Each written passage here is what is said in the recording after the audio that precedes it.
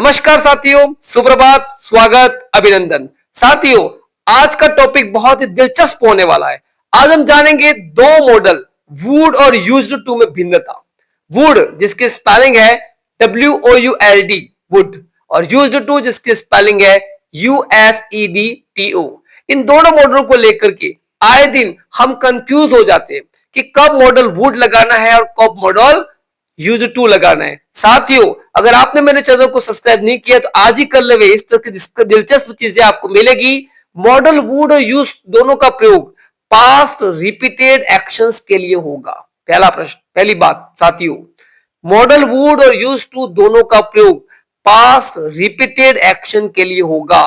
He would play cricket या he used to play cricket दोनों सही है। You can apply both.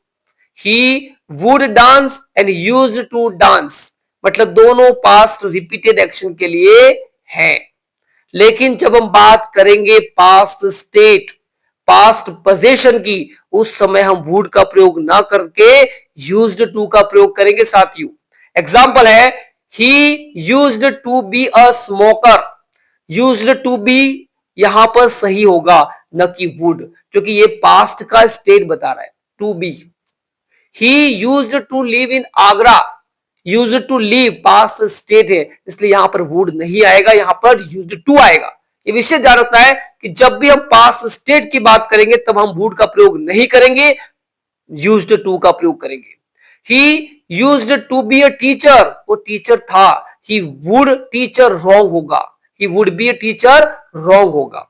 Other example past position को लेके, जब पास्ट पोजीशन की बात करेंगे तब भी हम वुड का प्रयोग नहीं करेंगे, ठीक है ना। एग्जाम्पल होगा, he used to have a car, he would have a car नहीं होगा। तो यही बात है, he used to have a bungalow था पहले, लेकिन ही वुड हैव बंगलो नहीं होगा।